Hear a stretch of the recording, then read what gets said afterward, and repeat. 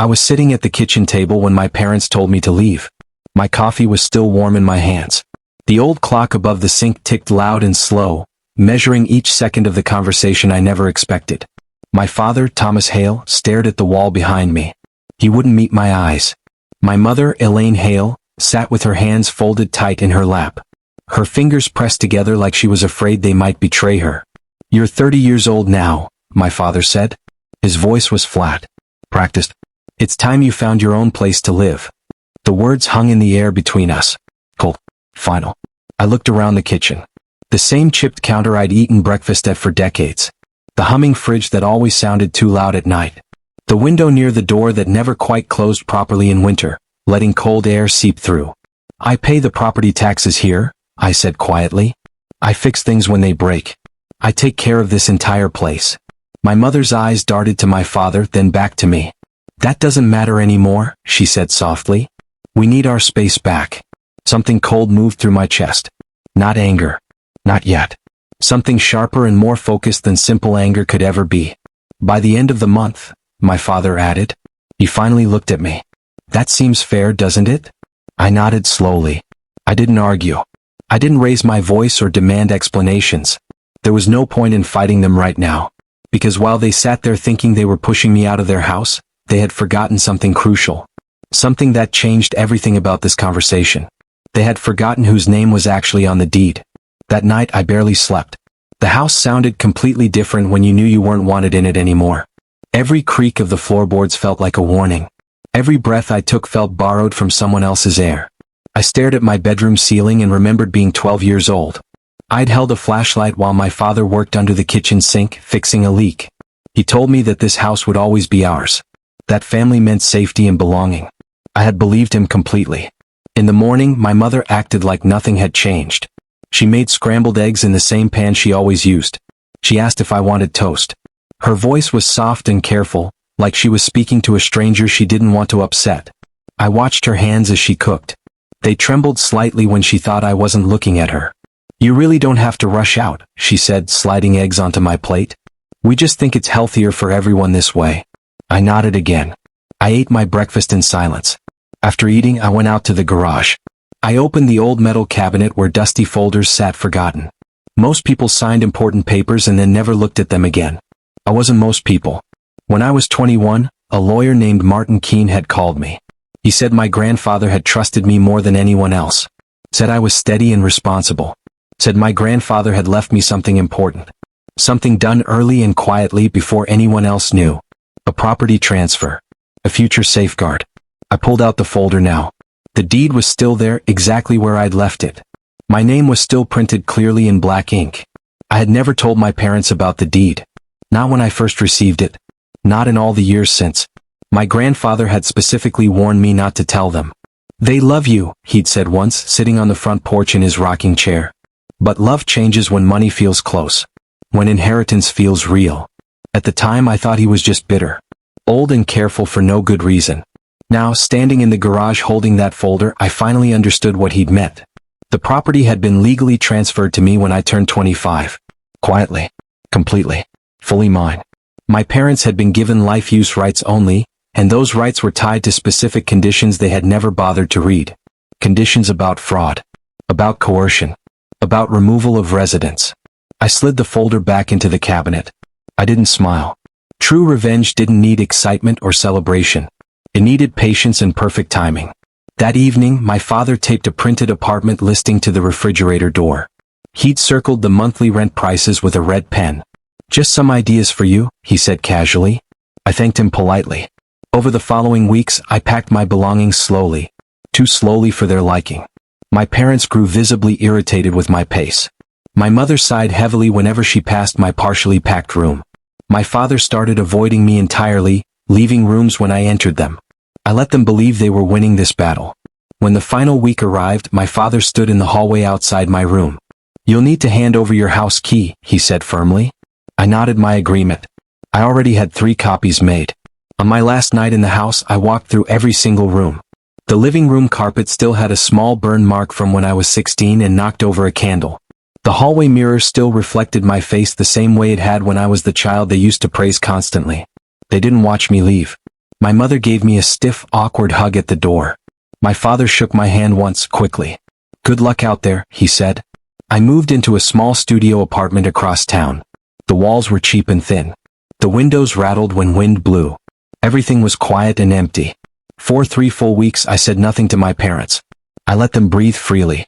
Let them relax into their reclaimed space. Let them forget about me and enjoy their victory. Hello everyone, and thank you for being here. Before the story continues, take a second to tell me where you're watching from in the comments. I truly enjoy seeing how far these stories travel and hearing from you directly. One important note, some elements in this story have been fictionalized for educational and storytelling purposes, and any resemblance to real people or settings is coincidental. That said, the message I'm sharing is meaningful and I hope it speaks to you. Then I called Martin Keene. He remembered me instantly when I said my name. "I was wondering when you'd reach out to me," he said calmly. There was no surprise in his voice. I told him everything that had happened. He listened without interrupting once. "They actually asked you to move out?" he asked when I finished. "Yes," I confirmed. There was a brief pause on the line. "That activates Clause 4 in the original agreement," he said. "We can proceed with the next steps." I hung up and sat on the edge of my narrow bed. My hands were completely steady. My heart wasn't racing. I felt calm and clear-headed. Revenge, I was learning, wasn't loud or dramatic. It was clean and methodical. The certified letter went out the next morning. By Friday afternoon, my parents opened an envelope that would completely change their understanding of home and ownership. My phone rang at exactly 6:12 in the morning. It was my mother.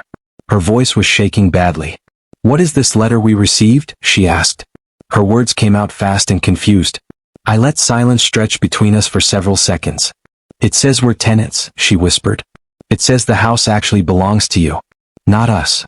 I pictured her standing in the kitchen, holding that official paper with both hands like it might physically cut her. "This has to be a mistake," she said desperately. "Your father says it's obviously fake. Someone's playing a cruel joke." "It's completely real," I said quietly. "You asked me to move out of my own property." My father grabbed the phone from her. His voice was sharp now, angry and disbelieving. "You think this is funny?" he snapped at me. "You think this is some kind of game?" "No," I replied calmly. "I think it's legal and binding." He cursed under his breath. I heard him breathing heavily. "You wouldn't actually do this to us," he said finally. "We raised you. We're your parents. And you removed me," I replied. "From my own property." Heavy, uneven breathing filled the silence on the phone line. "We can talk about this," my mother said. She'd taken the phone back. "Please come over. We can work this out like adults." "I will come over," I agreed, with my lawyer present. I hung up before either of them could respond. I didn't feel joy or satisfaction. I felt something clearer and sharper. I felt certainty. That house had taught me how walls could listen to everything, how secrets lived in foundations and floorboards. Now it would teach my parents how paper could speak louder than any argument. 2 days later we met in the living room. The same couch where I'd watched television as a child. The same family photos on the walls. But the balance of power had shifted completely. Martin sat beside me, calm and gray-haired. Professional. My parents sat across from us, stiff and pale. My father spoke first. "This is pure manipulation. You manipulated an old man." Martin slid official document copies across the coffee table. "This is legal documentation. Properly filed and recorded." My mother's hands shook as she tried to read the papers. Her eyes grew wider with each line. "The deed transfer was completely valid," Martin explained. "It was recorded with the county. Verified by multiple officials. Never challenged or disputed at any point." "You never told us about any of this," my father said. He was looking directly at me now. "You hid this from us deliberately." "You never asked about the deed," I replied simply. "You assumed ownership." They started arguing then. Their voices rose steadily. Old memories were thrown around like weapons meant to wound. "I sacrificed everything for you," my mother cried. Tears ran down her face. "Everything I had. I paid every single bill in this house," my father insisted. "For 30 years. And I paid the property taxes," I said calmly. "For the last 10 years. Every single year." Martin cleared his throat professionally. The room went quiet. "The official notice gives you 90 days, he stated. "After that period ends, occupancy must be formally renegotiated." My mother looked at me like she was seeing a complete stranger sitting in front of her. "You would actually evict us?" she asked. Her voice was barely a whisper. "Your own parents?" "No," I said clearly. "You'll move out voluntarily." My father stood up fast. His chair scraped loudly against the floor. "You think you've won something here?" he said. His voice was shaking with rage. "You've just destroyed this entire family. You've destroyed everything." I looked at him steadily without blinking. "You destroyed it first," I said, "when you forgot whose home this actually was. They tried everything after that meeting. My mother cried constantly. She called me daily, sometimes multiple times. She left long messages late at night. Her voice sounded thin and broken on my voicemail. My father threatened to take me to court. Then he begged. Then he went completely silent for days. Distant relatives started calling. Aunts and uncles I hadn't heard from in years. Cousins who'd never cared about me before. "How could you possibly do this to your parents?" they asked. Their voices were always shocked and judgmental. I asked each of them the same simple question in return. "Did you know they forced me out of my own house?" Silence followed every single time. Martin handled all the legal steps professionally. Official notices were posted. Clear timelines were established and documented. My parents delayed everything they could. They missed deadlines deliberately. They argued about tiny details and definitions. The house felt heavier each time I had to visit it for legal purposes. Like the building itself knew what was coming. One afternoon, my mother pulled me aside into the kitchen, away from Martin and my father. "We can still fix this whole situation," she whispered urgently. "Just tear up those papers. Pretend this never happened." "You already made your choice," I said. "I'm just honoring what you decided." Her face collapsed. I felt a small flicker of something close to pity. But pity didn't change the truth of what had happened. During the final week, professional movers arrived. My parents packed their belongings into brown cardboard boxes with shaking hands. Everything they owned being removed from the house. I watched from the doorway, not helping. "This was our home," my father said bitterly as he carried out a box. "For over 30 years. It was mine first," I replied quietly. They left without hugging me goodbye. Without even looking back at me. The front door closed behind them. The house seemed to exhale deeply. I walked through the empty rooms completely alone. Their furniture was gone. Their voices were gone. The walls somehow sounded lighter without their presence. I sat on the floor where the couch used to be and just listened to the quiet. The peaceful silence. Ownership didn't feel like victory to me. It felt like responsibility finally reclaimed. I changed all the locks. I updated the security system with new codes. I filed the final legal paperwork with the county office. Neighbors watched from behind their curtains. Stories about what happened traveled fast through the neighborhood. Some people said I was cruel and heartless. Others said I was brave and justified. None of them had ever been asked to leave their own home. Weeks passed slowly. I repainted the walls in colors I'd always wanted. I finally fixed that window that never closed properly. I replaced the old humming refrigerator. I slept better than I ever had in my entire life. Then a letter arrived in my mailbox. Handwritten. Thin paper. From my mother. She apologized. Not for asking me to leave, but for underestimating me. For not seeing who I really was. "I forgot you were always paying attention to everything," she wrote. I folded the letter carefully and placed it in a drawer. Some things didn't need replies or responses. The house stood quiet and firm around me. Solid and secure. It had chosen its keeper. Several months later, my father tried again. One more attempt. He showed up unannounced at the front door. He looked older than I remembered. Smaller somehow. "I just want to talk with you," he said. "Just talk. Nothing else." We stood on the front porch. I did not invite him inside. "I was wrong," he said stiffly. The words seemed difficult for him. "About the house. About you and what you were capable of." I waited without speaking. "You always were smarter than we gave you credit for," he added. "We should have seen it." It wasn't a real apology. It was an adjustment of his opinion of me. "I'm not giving the house back," I stated clearly. "I know that," he replied. "I wouldn't either if I were you." We stood in uncomfortable silence.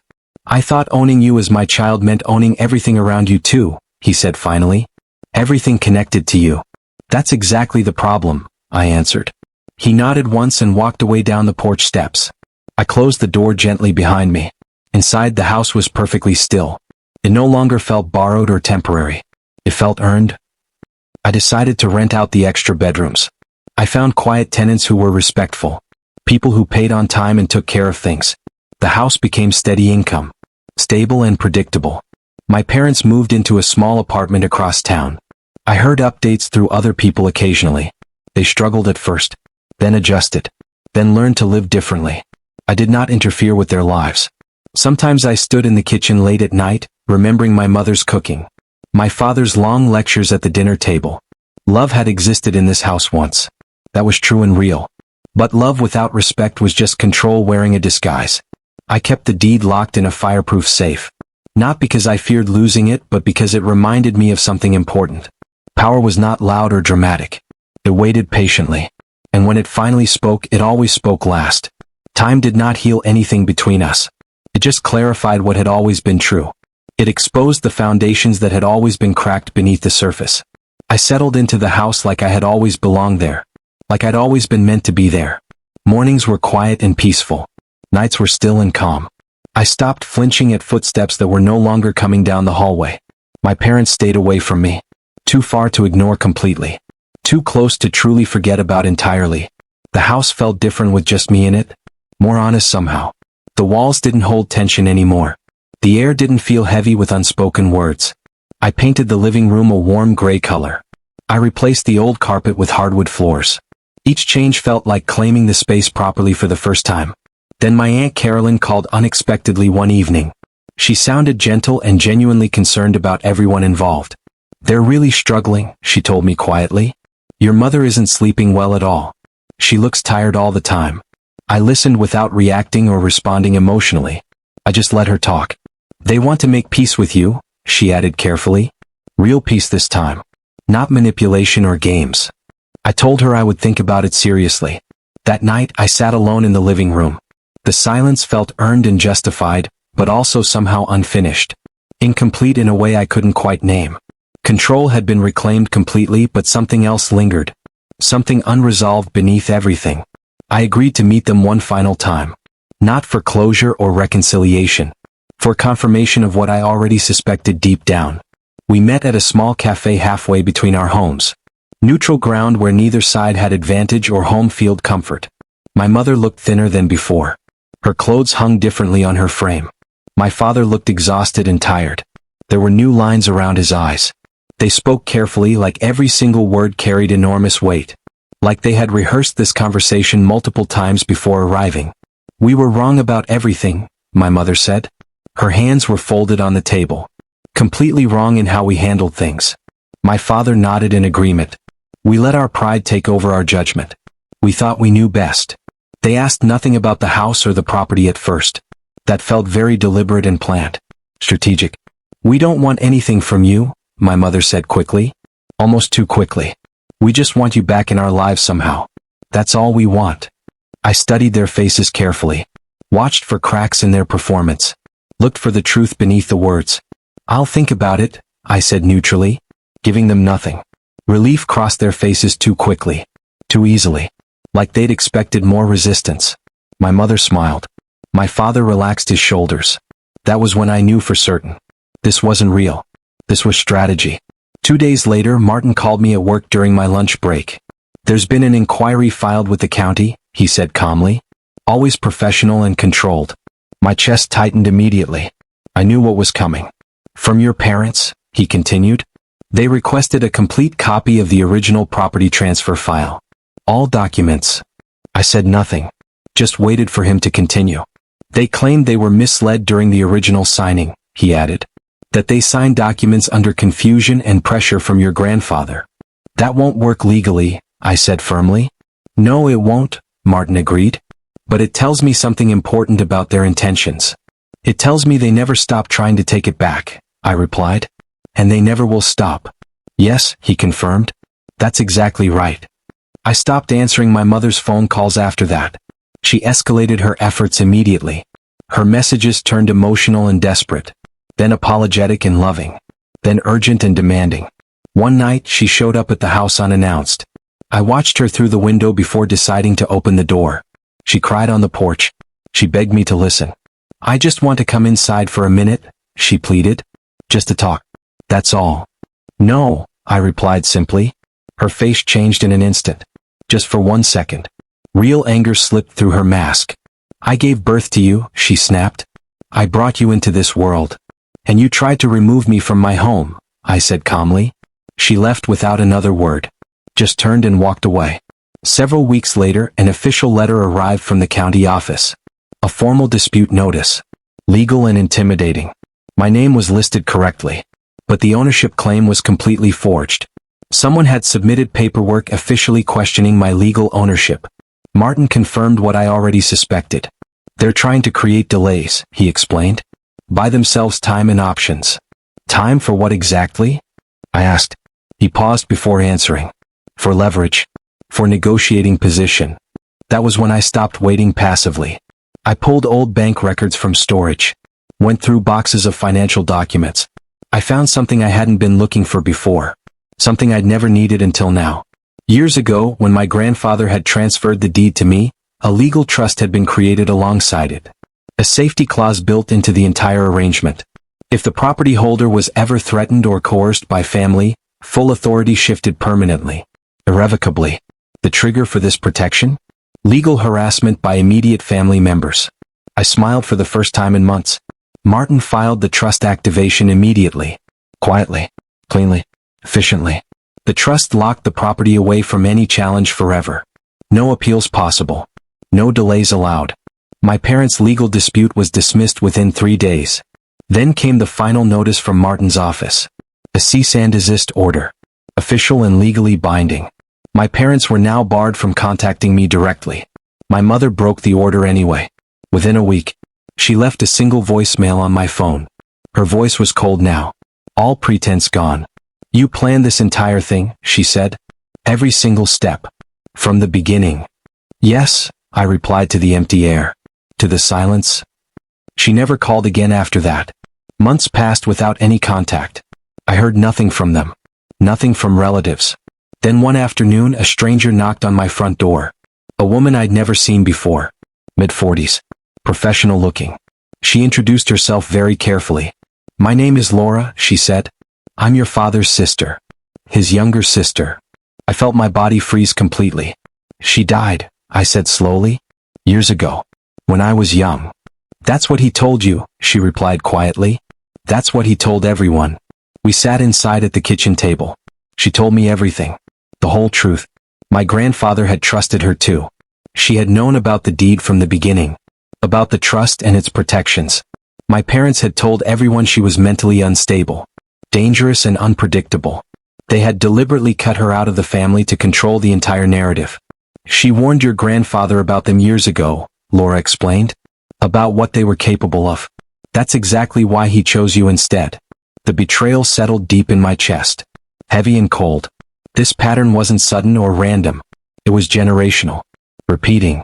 I confronted my parents one last time. One final meeting. We met in a public place. I recorded everything legally. You erased her from our family, I said directly. You told everyone she was dead. My father didn't even try to deny it. We did what we had to do, he said simply. What was necessary? To own and control everything? I asked. Yes, he replied calmly. Without shame. That was the truth I had needed to hear. I walked away without another word to them. I blocked every phone number they had. Every email address. I closed every possible door between us. Family was no longer defined by blood or genetics. It was defined by respect and restraint. The house stood quiet around me. Stronger now than ever before. Laura visited sometimes. She respected all my boundaries perfectly. She never asked for anything from me. Trust rebuilt slowly between us. Properly. Carefully. A year later, my father tried one final desperate move.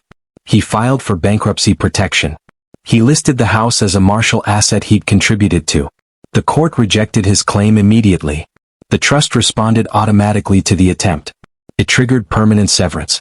Final and complete. I stood alone in the living room that night. The same walls I'd grown up with, but completely different truth now.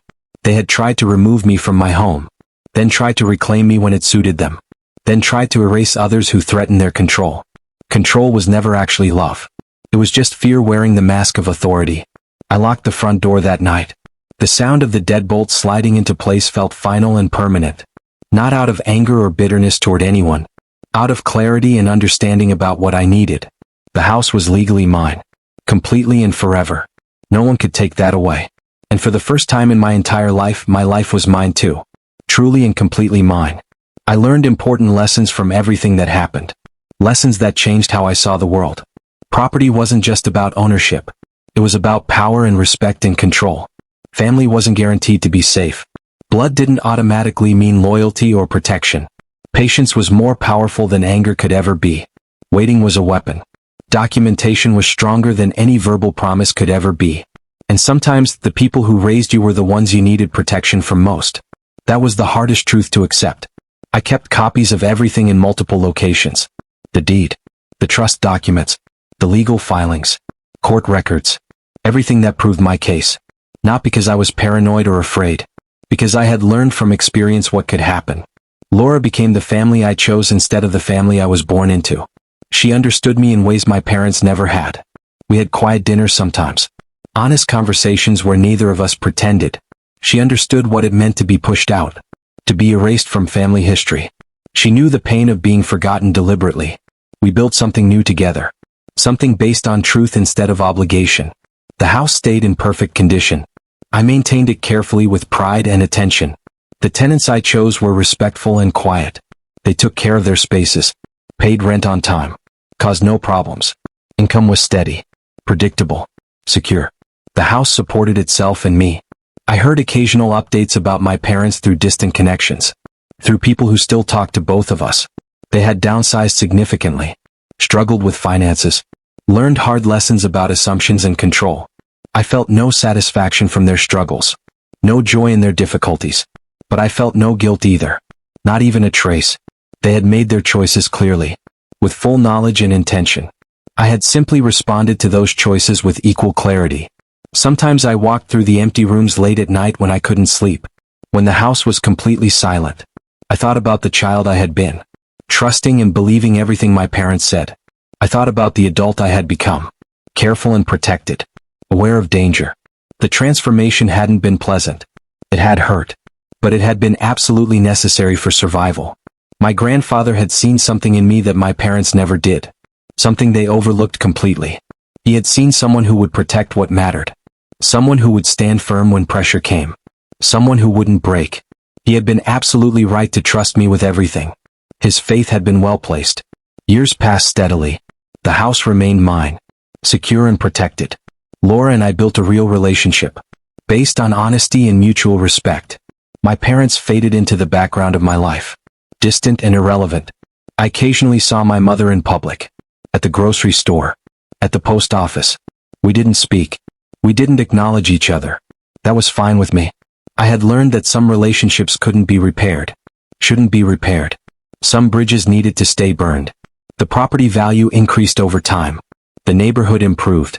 My investment had been wise, protected and growing. I never regretted what I had done. Not once. Because I hadn't done anything wrong. I had simply protected what was legally mine. I had simply refused to be removed from my own home. I had simply stood firm when pressure came. That wasn't cruelty. That was survival. That wasn't revenge. That was justice. I still live in the house today. The walls know my footsteps. The floors recognize my weight. Everything is exactly as it should be. Sometimes people ask me if I feel guilty, if I regret how things turned out. I tell them the truth simply. I protected myself. I honored legal documents. I stood firm against manipulation. There's nothing to feel guilty about in that.